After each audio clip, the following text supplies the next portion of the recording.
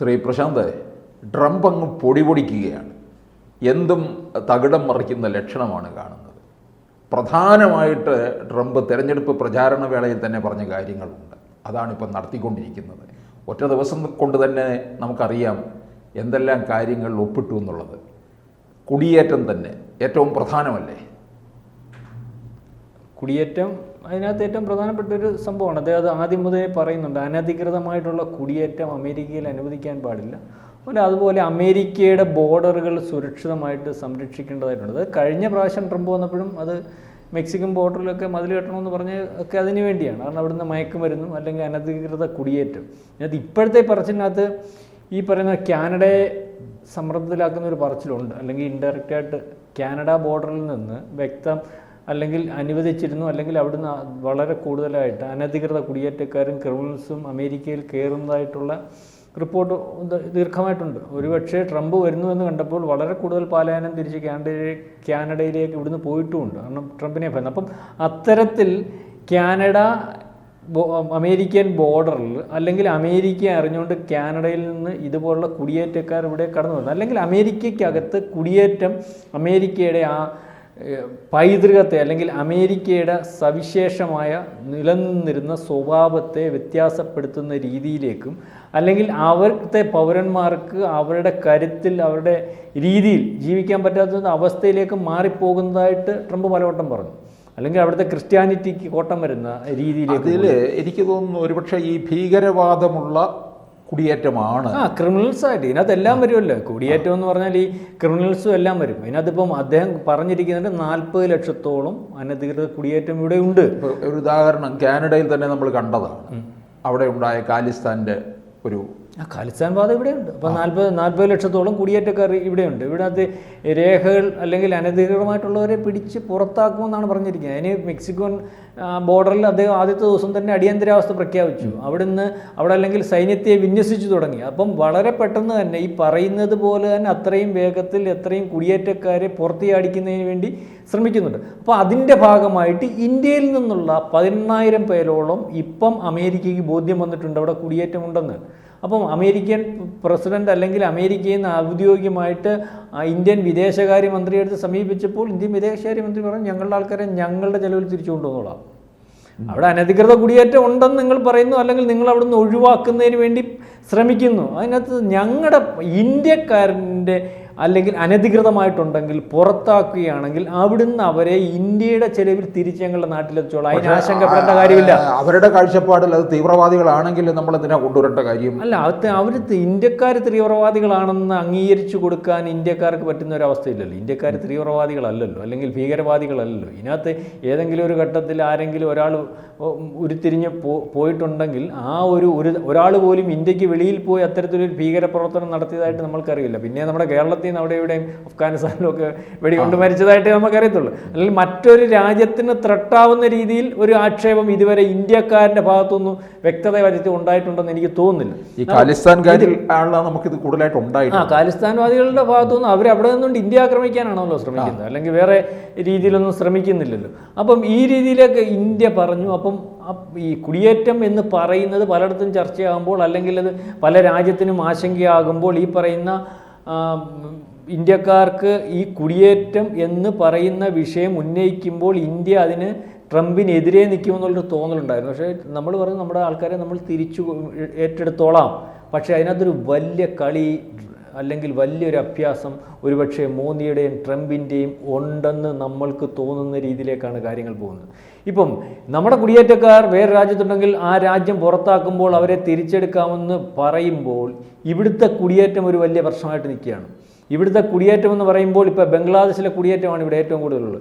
ബംഗ്ലാദേശിലെ കുടിയേറ്റം 2016 2 കോടിക്ക് അപ്പുറം ഉണ്ടെന്ന് ഔദ്യോഗിക കണക്ക്. ഇപ്പോൾ പരിശോധിച്ചാൽ 3 കോടിക്ക് പുറത്ത് കാണും.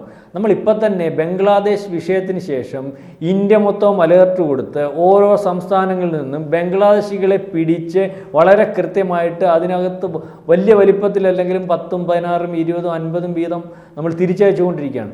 ഇത് അടുത്ത ദിവസങ്ങളിൽ ദീർഘകാല അടിസ്ഥാനത്തിൽ അല്ലെങ്കിൽ വലിയ ഒരു രീതിയിലേക്ക് ബംഗ്ലാദേശിൽ നിന്നുള്ള കുടിയേറ്റക്കാരെ കണ്ടെത്തേണ്ടതായിട്ട് ഇന്ത്യക്ക് വരും. അല്ലെങ്കിൽ ഇവിടെ നിൽക്കുന്ന ബംഗ്ലാദേശികളെ കണ്ടെത്തി തിരിച്ചയക്കേണ്ടതായിട്ട് ഇന്ത്യ വരും. കാരണം ബംഗ്ലാദേശിൽ നിന്നും ഇവിടെ പാർത്തിരിക്കുന്നവരെ പലവട്ടം പരിശോധിക്കുമ്പോൾ ഇവിടുത്തെ രഹസ്യാന്വേഷണ വിഭാഗത്തിന് കിട്ടുന്ന റിപ്പോർട്ട് അനുസരിച്ച് ATP എന്ന് പറയുന്ന അവിടെ ഭീകര സംഘടന വളരെ കൃത്യമായിട്ട് ഇന്ത്യയിൽ സ്ലീപ്പർ സെല്ലുകൾ സ്ഥാപിച്ചിട്ടുണ്ടെന്നും ഈ ബംഗ്ലാദേശിൽ നിന്ന് വന്ന അനധികൃത കുടിയേറ്റം നാളെ കാലത്തെ അല്ലെങ്കിൽ ഏതൊരവസരത്തിലും ഇന്ത്യയുടെ സുരക്ഷിതത്വത്തെ ബാധിക്കുന്ന രീതിയിലേക്ക് പോകും ഒക്കെ റിപ്പോർട്ടുമുണ്ട്. മാത്രവുമല്ല സാറേ, ഇത് നമ്മുടെ എക്കണോമിക്കൽ ഗ്രോത്തിനെ വളരെ കൃത്യമായിട്ട് ബാധിക്കും. ഇന്ത്യയുടെ പല സ്ഥലങ്ങളിലെയും ഈ നമ്മളുടെ ഒരു സ്വഭാവം ഉണ്ടല്ലോ, നമ്മുടെ ഒരു പൈതൃകമുണ്ടല്ലോ, അതിനെ വ്യത്യാസപ്പെടുത്തുന്ന രീതിയിലേക്കുള്ള ഇവരുടെ ഇൻഫ്ലുവൻസ് കൊണ്ട് അല്ലെങ്കിൽ ഇവർ കയറി പാർക്കുന്നത് കൊണ്ട് ഇന്ത്യക്ക് ഉണ്ടാകുന്നു. അത് പശ്ചിമ ബംഗാളിൽ ഉണ്ടാകുന്നു. പല സംസ്ഥാനങ്ങളിലും ഈ വേറൊരു സ്വഭാവത്തിലുള്ള വേറെ രാജ്യത്തിലുള്ള ആൾ ഇവിടെ കടന്നു കയറുമ്പോൾ അവരുടെ സ്വഭാവം ഇവിടെ ഇംപ്ലിമെൻറ്റ് ചെയ്യാനും നമ്മളുടെ ഒരു ഭൂപ്രകൃതിയും അല്ലെങ്കിൽ അതിനനുസരിച്ചുള്ള സ്വഭാവത്തിനൊക്കെ വ്യത്യാസപ്പെടുത്തുന്നതിന് വേണ്ടിയൊക്കെയുള്ള തരം. അപ്പോൾ ഇന്ത്യയെ വലിച്ചു കീറുന്നതിനും അല്ലെങ്കിൽ ഇന്ത്യക്ക് നമ്മുടെ പൈതൃകം തന്നെ നഷ്ടപ്പെടുന്ന രീതിയിലേക്ക് ഈ കുടിയേറ്റം നമ്മളെ ബാധിക്കുന്ന ഒരവസ്ഥ. മാത്രമല്ല നമ്മുടെ എക്കണോമിക്കൽ ഗ്രോത്ത് ഇവിടെ പോകും. ഇപ്പോൾ കേരളത്തിൽ തന്നെ 3 കോടി ജനമുണ്ട്. 3 കോടി ജനത്തിനകത്ത് ഒരു 10-25-30 ലക്ഷം പേര് അനധികൃതമായിട്ട് ഇവിടെ കയറി ആധാർ കാർഡും റേഷൻ കാർഡും മറ്റും എല്ലാം ഉണ്ടാക്കി ഇവിടെ താമസിക്കുക. ഇന്ത്യക്കാരല്ലാത്തവരെ താമസിക്കുന്നതെന്ന് കണക്ക് കൂട്ടിക്കണം. അപ്പോൾ ഇന്ത്യക്കാരല്ലാത്തവർ താമസിക്കുകയാണെങ്കിൽ ഈ 3 കോടി ജനത്തിന് കിട്ടേണ്ടത് 3 കോടിക്ക് പുറത്തുള്ള 25 ലക്ഷം പേർ കൂടെ പോകുമല്ലോ. അപ്പം നമ്മളുടെ ആൾക്കാർക്ക് കിട്ടേണ്ട ആനുകൂല്യങ്ങൾ, അത് അരിയുടെ ആയാലും കറണ്ടിൻ്റെ ആയാലും വെള്ളത്തിൻ്റെ ആയാലും സാമ്പത്തിക മാറുകയാണ്. മാത്രവുമല്ല നമ്മുടെ GDP ആളോഹരി വരുമ്പം എത്ര കുറയും? ഇതെല്ലാം നമ്മുടെ എക്കണോമിക്കൽ ഗ്രോത്ത്. അപ്പോൾ ഇന്ത്യക്ക് ഇത് ആവശ്യമാണ്. ഇവിടുത്തെ 3 കോടി ഉണ്ടെങ്കിൽ ഈ അനധികൃത കുടിയേറ്റം ഒരു 60%-70% നമുക്ക് കണ്ടെത്തി വെളിയിൽ പറഞ്ഞു വിടാൻ സാധിച്ചാൽ തന്നെ ഇവിടുത്തെ നമ്മുടെ എക്കണോമിക്കൽ ഗ്രോത്തും ഇന്ത്യയുടെ വർദ്ധിക്കും. അല്ലെങ്കിൽ ഇന്ത്യക്കകത്ത് നമുക്ക് സുരക്ഷിതത്വം ഉണ്ടാവും. ഇന്ത്യയുടെ പൈതൃകം അതേ അർത്ഥത്തിൽ നിലനിർത്താൻ സാധിക്കും. ഒരു പക്ഷേ ഇത് തുടങ്ങിക്കഴിഞ്ഞല്ലോ ഇന്ത്യയിൽ ബംഗ്ലാദേശികളെ തിരിച്ചയക്കാൻ സാധ്യമാകുന്ന ഒരവസ്ഥ, അല്ലെങ്കിൽ അതിനകത്ത് ഇന്ത്യക്കകത്തു നിന്ന് പോലും അതിനെതിരെയുള്ള ശബ്ദം ശക്തമാവാത്തതിന് കാരണം ഇപ്പോൾ ബംഗ്ലാദേശിൻ്റെ നിലപാടാണ്. അല്ലെങ്കിൽ ഇവിടത്തെ അകത്തു നിന്ന് ആളുകൾ മോങ്ങിത്തുടങ്ങിയതിന് അയ്യോ പാവങ്ങളാന്നേ, പറഞ്ഞു വിടരുതേ, അവർ സാധുക്കളാന്നേ, ടെൻറ്റ് കെട്ടി കിടക്കുന്നവരാന്നേ എന്നൊക്കെ പറഞ്ഞാൽ ഇതിൻ്റെ ലക്ഷ്യം വേറെയാണ്. പക്ഷേ ഇതിനകത്ത് നമ്മൾ 11,000 പേരെ തിരിച്ചു മേടിക്കുമ്പോൾ ഇവിടെ നിന്ന് നമ്മൾ ഇവരെ ബംഗ്ലാദേശികളെ തിരിച്ചയക്കാൻ തുടങ്ങുമ്പോൾ ഐക്യരാഷ്ട്രസഭ ഉൾപ്പെടെ അമേരിക്ക ഉൾപ്പെടെ അമേരിക്കയുടെ സഖ്യരാജ്യങ്ങൾ ഉൾപ്പെടെ ഒരവസരത്തിൽ പോലും ഇന്ത്യ ചെയ്യുന്ന കാര്യത്തിന് എതിരൊരു അഭിപ്രായം പറയാൻ പറ്റാത്തൊരവസ്ഥയിലേക്ക് വരും. അതിന് തയ്യാറായി തന്നെയാണ് നിങ്ങളുടെ ആൾക്കാരെ എന്ത് ചെയ്യണമെന്ന് ഒറ്റ ചോദ്യത്തിന് ഞങ്ങൾ വണ്ടി കയറ്റി കൊണ്ടുവന്നുകൊള്ളാം. ഇന്ത്യക്കാരൻ അവിടെ ഉണ്ടെങ്കിൽ അനധികൃതമായിട്ടുണ്ടെങ്കിൽ അല്ലെങ്കിൽ ഇന്ത്യ അവന് സഹായത്തിനുണ്ട്, അവനെ ഞങ്ങൾ അങ്ങനെ കൊണ്ടുവന്നുകൊള്ളാം എന്നുള്ള രാഷ്ട്രീയ തീരുമാനം ഇന്ത്യ എടുത്തിരിക്കുന്നത്. ഇന്ത്യക്ക് 11,000 പേരെ അവിടെ നിന്ന് കൊണ്ടുവന്ന് ഇവിടെ താമസിപ്പിക്കേണ്ട ഒരവസ്ഥ വന്നാൽ ഇവിടുന്ന് കോടിക്കണക്കിന് ആൾക്കാർ അനധികൃത കുടിയേറ്റക്കാരെ ഇന്ത്യക്ക് പുറത്താക്കാൻ ആരുടെയും അനുവാദവും ആരുടെയും ചോദ്യവും ഐക്യരാഷ്ട്രസഭയുടെയും യൂറോപ്യൻ കൺട്രീസിൻ്റെ നാറ്റോ രാജ്യങ്ങളുടെയും അമേരിക്കയുടെ ഉൾപ്പെടെയുള്ളവരുടെ ചോദ്യം അല്ലെങ്കിൽ അത്തരത്തിലൊരു ചോദ്യം വന്നാൽ മറുപടി പറയാൻ സാധിക്കും. അമേരിക്കയ്ക്ക് ചെയ്യാൻ സാധിക്കുമല്ലോ, ഞങ്ങൾക്ക് എന്താ ചെയ്താൽ. അമേരിക്കയുടെ രാജ്യത്തിൻ്റെ സുരക്ഷിതത്വത്തിനും അല്ലെങ്കിൽ അവരുടെ ഭീഷണി ഒഴിവാക്കുന്നതിനും അവരുടെ അനധികൃത കുടിയേറ്റം ഒഴിവാക്കാമെങ്കിൽ ഇന്ത്യ എന്ന് പറയുന്ന രാജ്യത്തിനകത്ത് ഇത്രയും കുടിയേറ്റക്കാരുണ്ട്. അതിനകത്ത് ഇപ്പോൾ ഏറ്റവും ശത്രുവായിട്ട് നിൽക്കുന്ന ബംഗ്ലാദേശിലെ ഉള്ള കുടിയേറ്റക്കാരൻ ഇത്തരത്തിൽ ഏറ്റവും കൂടുതലായിട്ടുള്ള ഇവിടെ ഉള്ളത്, അവരെ നമ്മൾക്ക് തിരിച്ച് കയറ്റി വിടുന്നതിന് വേണ്ടി നമ്മുടെ സുരക്ഷിതത്വത്തെ അല്ലെങ്കിൽ നമ്മുടെ രാജ്യത്തിൻ്റെ മറ്റു പല കാര്യങ്ങളെയും GDP ഒക്കെ ബാധിക്കുന്നതുകൊണ്ട് നമ്മൾ തിരിച്ചു കയറ്റി വിട്ടേ മതിയാവും. ആ ഒരു രീതിയിലേക്കുള്ള ഒരു നീക്കമാണ് ഇവിടെ നടന്നുകൊണ്ടിരിക്കുന്നത്.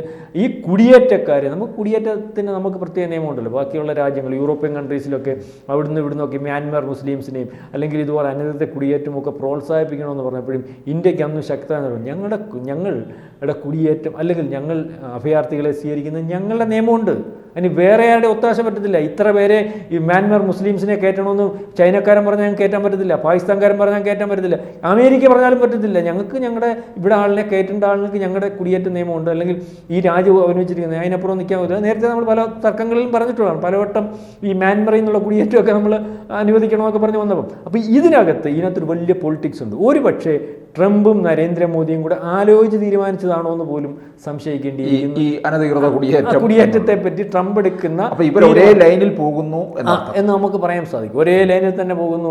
അല്ലെങ്കിൽ ഇവിടെ ആശങ്കപ്പെടുന്നത് പോലെ അല്ല, ഈ കുടിയേറ്റം അമേരിക്ക പുറത്താക്കുന്ന ഇന്ത്യക്കാരെ തിരിച്ചു കൊണ്ടുവരുന്നത് കൊണ്ട് ഇന്ത്യക്ക് യാതൊരു നഷ്ടവും ഉണ്ടാവത്തില്ല. മാത്രമല്ലല്ലോ, ഇന്ത്യക്കാരനെ ഒരു രാജ്യം പുറത്താക്കുമ്പോൾ അവനെ തിരിച്ചെടുക്കുക തന്നെ വേണമല്ലോ. അതാണല്ലോ ഇന്ത്യയുടെ ഒരു രീതി. അല്ല, ഈ കുടിയേറ്റം അത് ഒഴിപ്പിക്കുന്നതിൽ ഇന്ത്യക്ക് ആശങ്കപ്പെടേണ്ട കാര്യമുണ്ടോ എന്ന് ചോദിച്ചാൽ, ഈ ഇപ്പം ഒരുപക്ഷെ 18,000 പേര് ഇവിടെ വരുമ്പോൾ നമുക്ക് 18,000 പേരെയും കൂടെ അവിടുന്ന് വരുന്നവരെ നമുക്ക് താങ്ങേണ്ടി വരും. പക്ഷേ ഇന്ത്യക്കാരനെ താങ്ങാതിരിക്കാൻ പറ്റും. സാറിൻ്റെ ഇപ്പോൾ എൻ്റെ ഒരു മക്കളോ അല്ലെങ്കിൽ 2 പേര് വെളിയിലോട്ട് പോയി അവനോട് താമസിക്കുക, അവനവിടെ ഒരു മോശം വരുമ്പം അവൻ ഇങ്ങോട്ട് വരണമെന്ന് പറഞ്ഞാൽ നമ്മൾ പറയാൻ പറ്റും വരണ്ടാവും. അത് നമ്മളെപ്പോലുള്ള രാജ്യത്ത്, ഇത്രയും വലിയൊരു രാജ്യത്തിലും വലിപ്പമുള്ള രാജ്യത്തിലും അവിടുത്തെ കുടിയേറ്റക്കാർ ഇന്ത്യക്കാരാണെന്നുണ്ടെങ്കിൽ അവരിന്ന് പുറത്താക്കുമെങ്കിൽ ഇന്ത്യക്കാരെന്ന് പറയുമ്പോൾ അവനെ തിരിച്ച് നമ്മുടെ ഇവിടെ മേടിക്കേണ്ടി വരും. ഭീകരവാദികൾ എന്നുള്ളതല്ല, ഭീകരവാദികളൊന്നും ഉണ്ടാവാൻ സാധ്യതയില്ല. കാരണം അവിടെ അപ്പോൾ ഇന്ത്യക്കാരെന്ന് പറയുമ്പോൾ ഇന്ത്യക്കാരന് വലിപ്പം വേണമെങ്കിൽ അവനെ തിരിച്ചെടുക്കുന്ന ഒരു അവസ്ഥ. അല്ല, മ്യാൻമർ മുസ്ലിങ്ങൾ അവിടെ ഇവിടെ അങ്ങനെ നടികൊള്ളുന്ന പോലുള്ള രാജ്യമാണോ ഇന്ത്യ? അപ്പോൾ അത് പക്ഷേ ഇതിനകത്ത് ഈ ഒരു കാര്യമുണ്ട്. ഇവിടുന്ന് ആളിനെ പറക്കാൻ തുടങ്ങുമോ? ഇവിടുന്ന് ആളിനെ പറക്കാൻ തുടങ്ങുമ്പോൾ, അല്ലെങ്കിൽ നേരത്തെ തൊട്ടേ നരേന്ദ്രമോദിയുടെ രാഷ്ട്രീയ ലൈനും ഇത് തന്നെയാണ്, അനധികൃത കുടിയേറ്റക്കാരെ ഒഴിവാക്കും.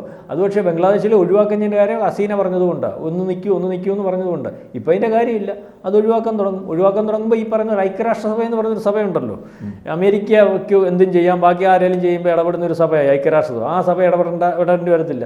യൂറോപ്യൻ കൺട്രീസിന് ഇടപെടേണ്ടി വരത്തില്ല, അമേരിക്കയ്ക്ക് ഇടപെടേണ്ടി വരത്തില്ല. ആരിടപെട്ടാലും ട്രംപ് പറയും അവരുടെ കാര്യമെന്ന് പറയും. ഈ രീതിയിലേക്ക് ഒരു ലൈനിലേക്ക് ഇന്ത്യ പോകുന്നുണ്ട്. അത്രയാണ് സംഭവിക്കാൻ പോകുന്നത്. അത് തന്നെയാണ് ഇതിൻ്റെ പുറകിലുള്ള അജണ്ടയും. കൂടുതൽ വാർത്തകളും വിശേഷങ്ങളും നിങ്ങളിലേക്ക് എത്താൻ ABC മലയാളം സബ്സ്ക്രൈബ് ചെയ്യുക, ബെൽ ബട്ടണും അമർത്തുക.